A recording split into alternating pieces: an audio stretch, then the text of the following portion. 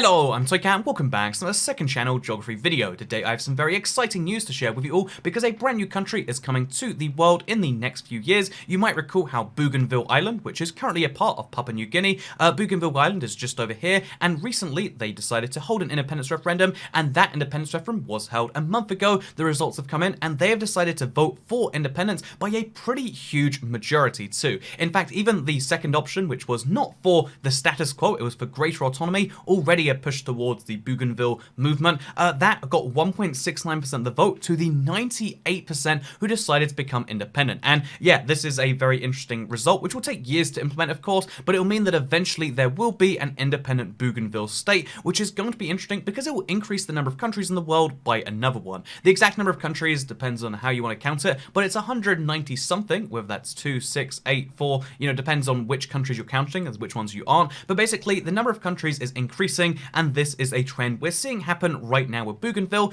But here's the deal, right? If Bougainville is becoming independent, doesn't that signify the global trend towards more independent countries? If you look at the world map from, even 60, 70 years ago, you'll see how the number of countries has steadily gone up by quite a decent number too, because again, less than 100 years ago, there were less than 100 countries. We've had more than 100 brand new countries appear in the last 100 years, and although that seems pretty absurd, like, wait, where did they all come from? And a lot of the answer is decolonization and the breakup of unions.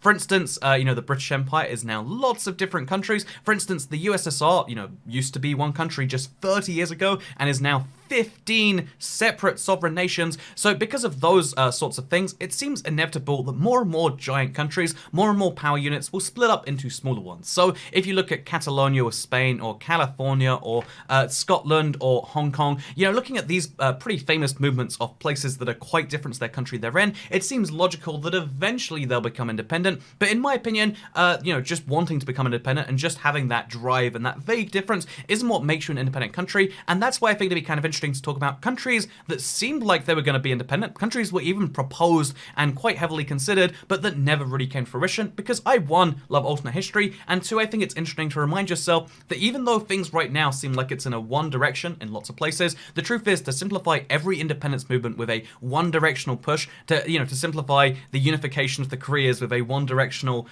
push towards unification one day, that would be simplifying all of the other factors that are involved in the Hong Kongs, the Californias, the Scotlands, the Catalonias, and the million other examples that are happening across the world. So with that said, let's dive straight into it, and let's actually start with the United States of America, shall we? The US is, of course, it is the juggernaut when it comes to economic power, the juggernaut when it comes to world power, and therefore, it's a great example to go to, because one of the proposed states from it, this isn't News 21, I'm just mentioning it as like have you guys heard about that Confederate States of America? You probably have, right? Because at one point, half of the US, roughly at the time, tried to break away, and they tried to be their own country. And it's funny because people actually can't agree on what the reason is why, but it's state rights for the purpose of slavery. Everyone's always like, no, it's all about state rights. It's state rights so that you can use your state rights for slavery. And anyway, so and because the economy was so heavily reliant in the South on that, and without it, it was quite a big problem. This is actually why Reconstruction was a big era in the US, which led to the segregation, which became a bigger problem in the early half of the 20th century. But anyway, leaving all of that aside, the country split into two, right? The country was two countries, and technically speaking, that was an independence movement. The south of the US is quite culturally different to the north, and at the time, you might have been able to look at that and say, yeah, actually, the US should be two countries, a south one and a north one. It kind of makes sense. A lot of people, even today, when you look at, say, the voting patterns of the states that, were in the Confederate versus the ones that weren't, you can look at this and you can say, like, actually, you can see the similarities even there. But that, the truth is, one, it lasted just a few years, was never recognized by any other major world power. Two, they, were always destined to lose because the military just wasn't as strong as that of the North. And three, it isn't even proposed as a thing. Like, it's sometimes looked back on more fondly than others, but it's never seen as like we're going to do this again sort of thing. Secession from the Union isn't seen that way, but what you might not know, one of the rather interesting things to me, was that pre-Confederate and a little bit during the Confederacy, even sometimes a little afterwards, the Golden Circle was a country that was considered. So yeah, this was basically, North America and South America are both continents that exist entirely, 99% I should say,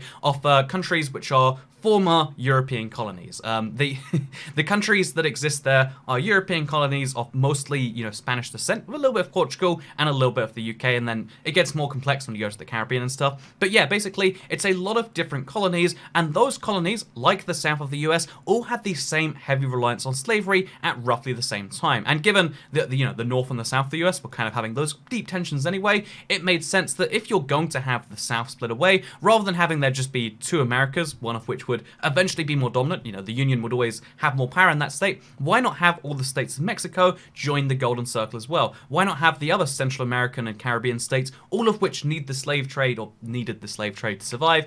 Why not have those exact, same countries join instead? And I would have, one, I find this to be, a fun kind of like goofy, it sounds like alternate history, but again, it was a very much considered idea. And second of all, besides just looking at this map and imagining a country which is wacky, I think there would have been one benefit to it, which would have been North America right now currently has 3 powers on it, and they're not very well balanced. Like the US, Canada, and Mexico. Canada and Mexico, even combined, aren't anything to the US in terms of trade or in terms of, again, military or any other, influence, anything like that. The US has most of the power on this continent, but if you have a Golden Circle and a US kind of sharing some of that power, again, if you have a much more unified Central America and the South America together, you have one, competing powers that might have some form of actual counterbalance to each other, which is sometimes a good thing, sometimes leads to wars, but also you'd probably have a Canada which has more influence compared to the two as well, because, for instance, they would have lost less territory to the Alaskan boundaries, etc.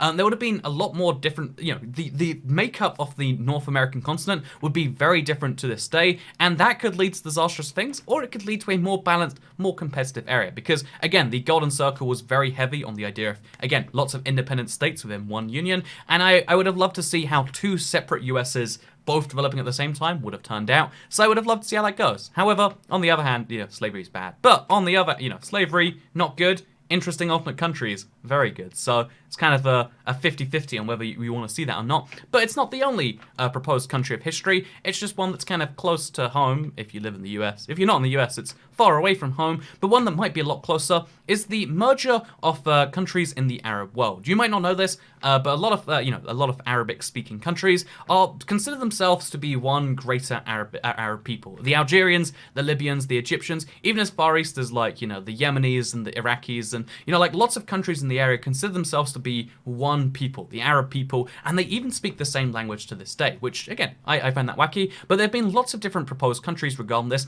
We'll talk about the Arab Islamic Republic, because it was actually agreed by 2 countries, and 2 countries were going to merge together, which is the opposite of what we're saying right here in some ways.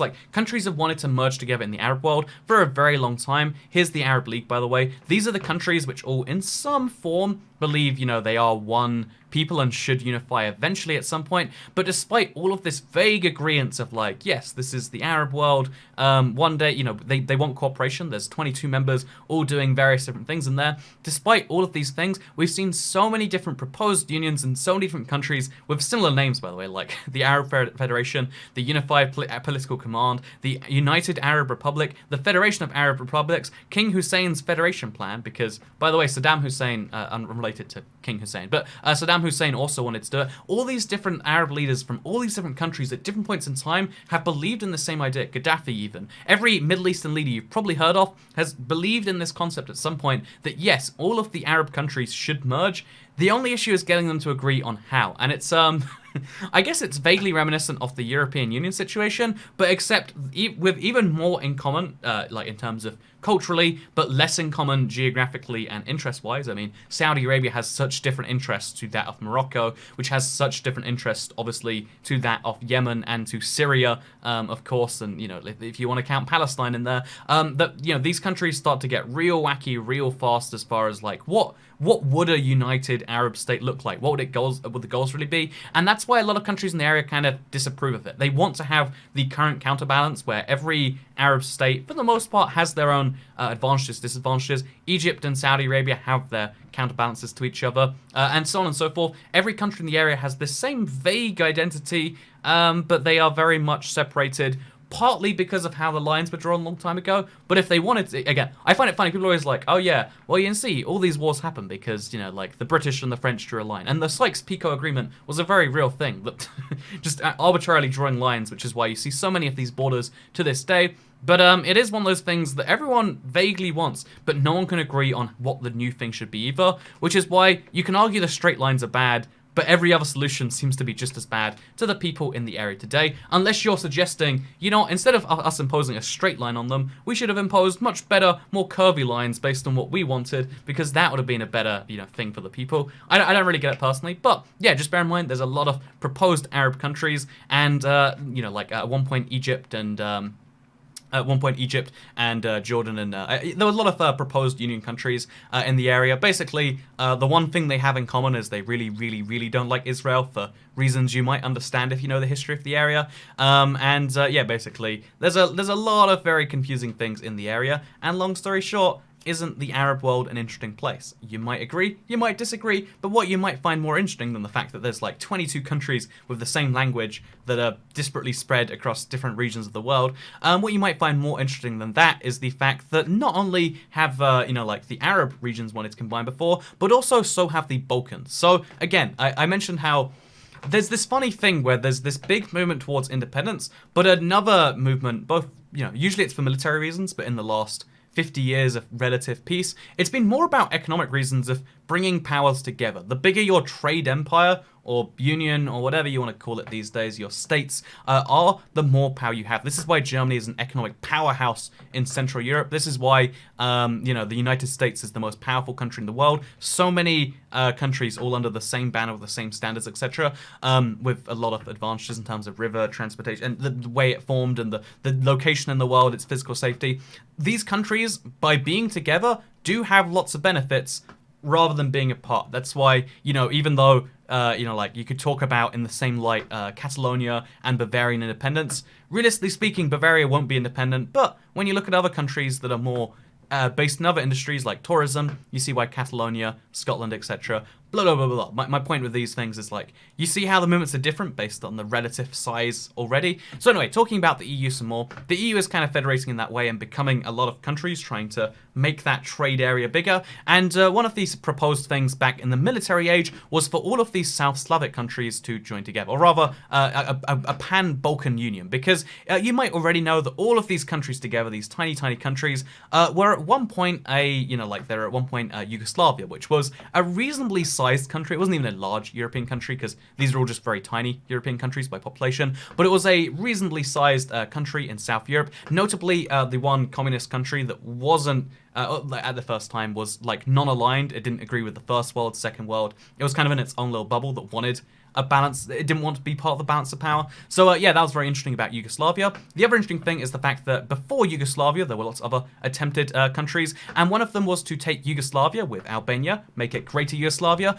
Bulgaria, you know, again, because of the Bulgarian-Macedonian links, there was ideas like, you know what, Bulgaria, you're kind of Slavs already, you know, they got the same kind of link there. Bulgaria was considered as the Balkan Federation, and then they figured, given that the Ottoman Empire, again, the first half of the 20th century, later half of the 19th century, the Ottoman Empire had really fallen, and there needed to be something to fill the vacuum, so they figured, why not make, again, our own country, the size of an Austria-Hungary, the size of a expanded Germany, the size that Germany was at the time, you know, like to actually compete with the powers in the region. So the idea was, what if we all combined, Greece and Romania even, and that was something that was seriously considered. One of the reasons it didn't take off, again, we don't know for sure what would have happened if Stalin wasn't involved, but Stalin, who famously is a Georgian who was in charge of the USSR when most of its divisive policies came into effect, I should say. He was very much a proponent of dividing nations, divide and conquer, I guess you can call it, the age-old British tactic, or the age-old tactic for invading anywhere. Have a bigger power, divide them into two, and then you can, again, once an enemy's divided, they're much weaker. So this is why, I mean, if you look at Georgia to this day, notice how there's two regions with squiggly lines, because they're autonomous republics that aren't technically... If you look at the borders between Armenia and Azerbaijan, notice how they deliberately drew them with a bunch of exclaves which have their whole own situation going on. Do I need to even talk about the way they drew these borders to keep all the countries in check and at each other's throats rather than at the throats of the USSR? And yeah, the same thing was considered like, rather than dealing with one giant Eastern Bloc, which would have been terrible, of course, or even one giant Yugoslavia, it was much a better idea to be like, oh yeah, Romania, basically a puppet state. Bulgaria, basically a puppet state. You know, Albania, basically a puppet state. And Yugoslavia, we won't get to them yet, although famously, this is one of my favorite little history tidbits, but famously, so many assassins were sent after Joseph Tito, the kind of, again, let's call him the Stalin equivalent, but not actually Stalin equivalent, like the guy in charge at the time. So many death threats, so many assassination attempts were sent that he basically was like, hey, if you don't stop sending them, I'll have to send one, and believe me, I won't have to send a second. One of those like badass moments in history. But yeah, so long story short, because of the USSR's plans where it wanted to divide the countries in which it was, one, currently ruling, and two, ruling by puppet, one of the things was they were very much against it. And when the largest country that has just won a giant war and is occupying most of the continent, when they do something like that, when they tell you not to do something, it makes it very hard to make that thing happen, especially given the times of the thing. But anyway, let's move on to a more positive example, because you know what? These examples all have a bit of war involved. Let's talk about a 2019 idea of federation, right? Because, again, you know, dissolving away from another country. Dissolving away is a weird way to describe it, but you know, like that's another like weird concept. What if we talk about countries which are currently trying to join up, which you know, doing so in very peaceful and pretty successful ways? So Tanzania, country you might know of.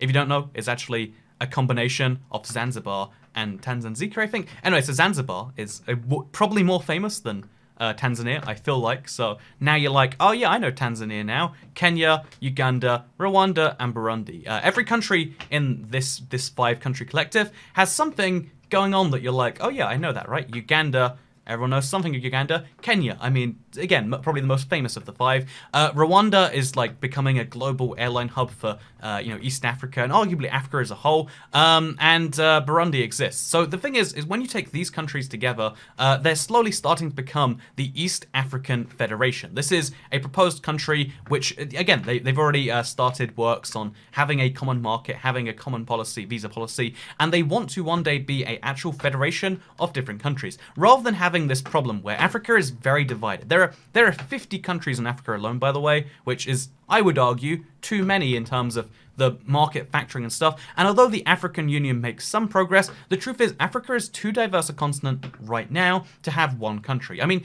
even the most homogenous continents of South America, North America, and Oceania, even they are too disparate to have one governor. Actually, you could make the argument that Australia is a continent of its own right, which, I mean, isn't correct, but you can make the argument, and therefore that's the closest thing to a continent we have that's able to be ruled by one country. Even then, it's very, very heavily down to the states. Even then, it's the smallest continent, and you can't do the same thing with Africa. So instead, why not have an East African powerhouse, one big country with a lot of diverse different industries and a lot of different places joining together? So yeah, 5 countries all agreed to do that. In case you're curious, South Sudan, after they became independent from Sudan, they decided to join too.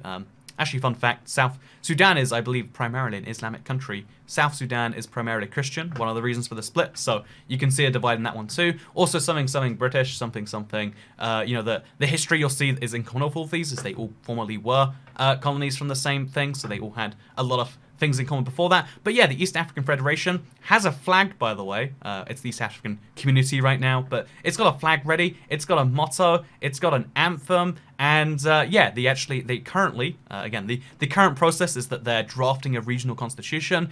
And although this is one of those pipe dreams that I don't know if it's happening now, or even if it's happening in the next 5 years, all the countries involved, again, 6 different countries, still are working towards it. And to me, that is a positive sign, given that, you know, again, every country in that region are also the more successful countries of anything in the sub-Saharan Africa. Yes, sub-Saharan Africa. When you talk about areas like kind of south of here, you have South Africa, which is well known, maybe the Namibias. Then you have a lot of very problem-filled countries, and these countries are all working together to break that mold, which is good. It's good when you have countries that are successful without necessarily needing to take money from China. So that's a wonderful thing that is going on with East Africa. The East African Federation, get used to it. This is actually an example of a country which might happen in the future. Realistically, I really think it's going to stall somewhere, but it's going to be an EU-like federation. If I had to guess, it's going to stall there. I'd love to be proven wrong, but if it does happen, then 6 countries would become 1, and the number of countries would go down for the first time in quite some time, and that'd be a fun fact. But you know what, this video is not just about fun facts and countries combining that you expect or maybe know about already. Let's talk about the wackiest one here. This is one that I couldn't lead the video with because it would seem like alternate history. It sounds like such a joke because if you're from the UK, there's this fun animosity towards France. They're like our closest neighbor, and to some extent, like, like one of the closest allies for a lot of different things that have happened in the last 100 years. But also, they're, the same things with the French too. There's like this kind of mutual misunderstanding of each other, which I find funny. The French are seen as arrogant in the UK are seen as the same in France. There's this weird relationship that they have of, I guess, like, it's hard to explain, but since even Norman times, the French and the UK have been united in some way. I mean, even the fact that they're mostly, even the fact that they have similar roots and even like the languages of the UK. That, if you don't know, I'll show it on screen. The UK's coat of arms, the official slogan, is in French, if I'm not mistaken. Even the UK passport, it's in English, it's in French. There is a real connection between French and the UK, which is surprising given how English eventually ended up ruling the world. The lingua. Again, I love this fact. Sorry, I'm going to talk about the UK and France joining together. You can look at the map while I say this. But the lingua franca of the world, which used to, it's a French phrase because French was the lingua franca for so long. The lingua franca of the world is English. Man, imagine being French and knowing that's true. That we call it the lingua franca and then it is English. Anyway, so there was a proposed merger of these two countries. France and the UK were proposed to merge. And you might think, haha, fun one-time plan by one person, maybe, right? No, it's been a few times in history this has been proposed, actually. The most recently was during World War II, and although then it was... Oh, actually, the most recently a little after World War II, but although the first time in World War II was kind of like oh yeah, well, we can protect all the French ships and naval assets, because when you're defeated by a power, you have to give up your navy, which, France was about to be defeated very quickly without being able to use its full force. If France and the UK merge and the capital is London, then, France hasn't capitulated, and therefore, the army, the navy, etc. can stay under the UK, and they can continue fighting and get their territory back. So that was one of the reasons they were going to merge, kind of a loophole. But then after the canal crisis, the Suez Canal crisis, when the UK and France, despite their combined efforts, both agreeing that, Suez Canal, like a key shipping port in the world, they both, them and Israel actually got together. They had a joint operation there. The US said no, and the US's power of just financial control, the US's stature in the world compared to these three countries combined. Again, bear in mind, France and the UK were both major global powers before World War II destroyed them both. When you and add Israel to the mix as well, by the way, three countries combined stood nothing to do with the US, and that the Suez Crisis is one when the UK is widely considered to stop being a superpower. Again, there were three superpowers in the world. Which is why there's so many pictures of Churchill, Roosevelt, and I guess Stalin. That is the moment where it's like, yep, not a power anymore. Sorry, not a great power anymore, a superpower. A great power, maybe. A power, definitely.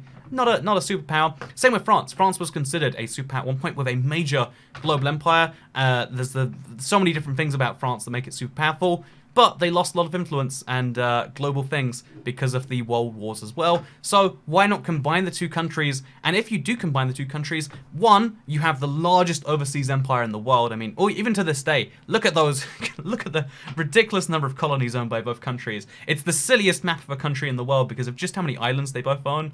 And second of all, you would actually, be able to have something that isn't a counterbalance to the US, but it would be the world's second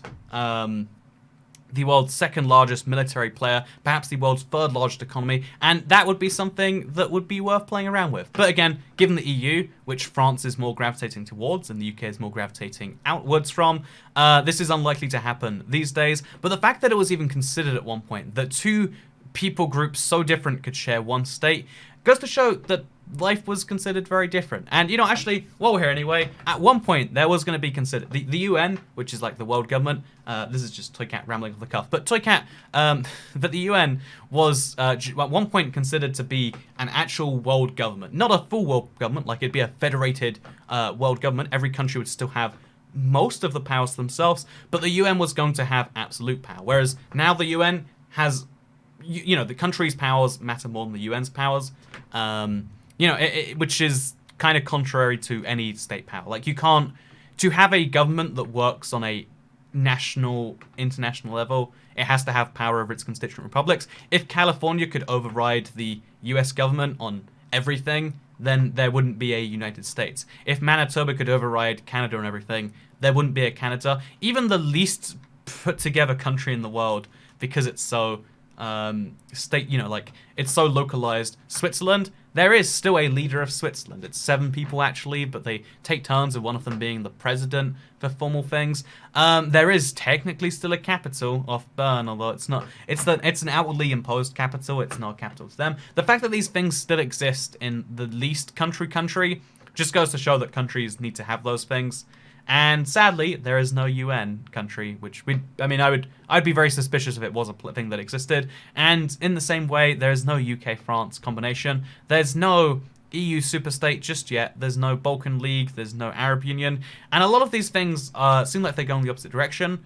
But even then, I feel like every one of these movements requires a lot of specific things to happen.